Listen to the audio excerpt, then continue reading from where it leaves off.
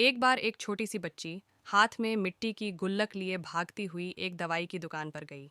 वह काफी देर तक वहां पर खड़ी रही, लेकिन दुकानदार का ध्यान उस पर नहीं गया, क्योंकि वहां पर काफी भीड़ थी। उसने दुकानदार को कई बार बुलाया, लेकिन दुकानदार का ध्यान उस पर नहीं गया, क्योंकि वहां पर भीड़ बहुत थी।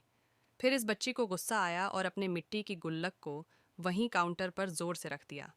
इसके बाद दुकानदार और वहां पर खड़े सभी लोग उसे बच्ची की तरफ देखने लगे। दुकानदार ने उसे बच्ची से पूछा कि बेटे, आपको क्या चाहिए?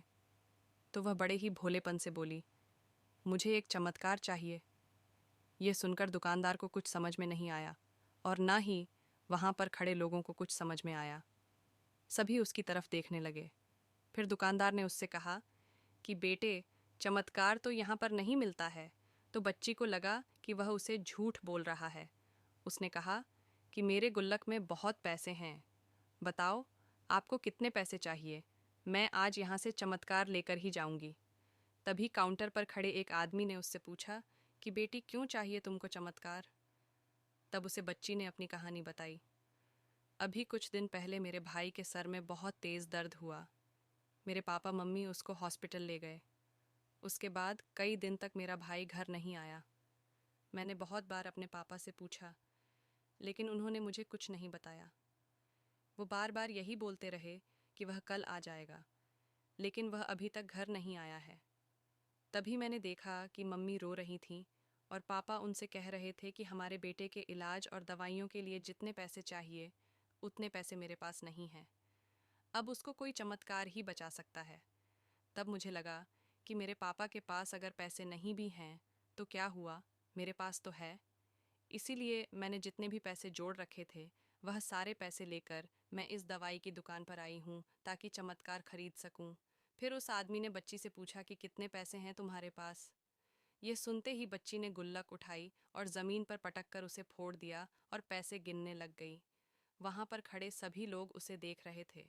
थोड़ी देर बाद उसने सारे पैसे इकट्ठे किए और बोली, मेरे पास पूरे RS-19 हैं।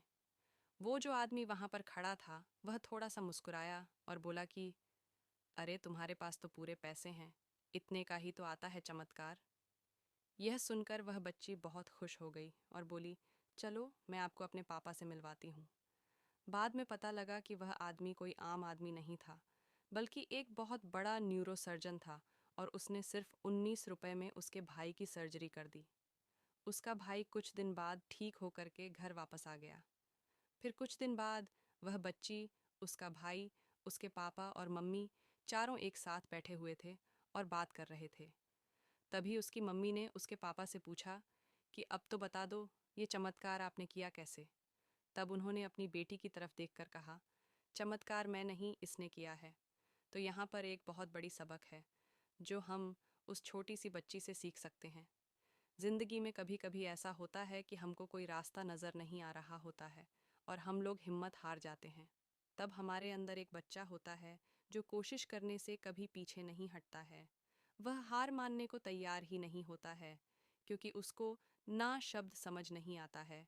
वह बच्चा जिसके लिए कुछ भी नामुमकिन नहीं है, कि क्योंकि वह हर हाल में कोशिश करता ही रहता है। हम आशा करते हैं कि आपको यह मोटिवेशनल स्टोरीज इन हिंदी पसंद आई होगी। इन कहानियों को पढ़कर आपके अंदर कुछ कर दिखाने की इच्छा बढ़ जाएगी, और अपने जीवन में कुछ बड़ा कर दिखाएंगे। अगर आपको यह मोटिवेशनल स्टोरीज इन हिंदी पसंद आई है, तो कृपया इसे अपने दोस्तों को भी शेयर करें, जिनको इसकी ज़्यादा ज़रूरत है।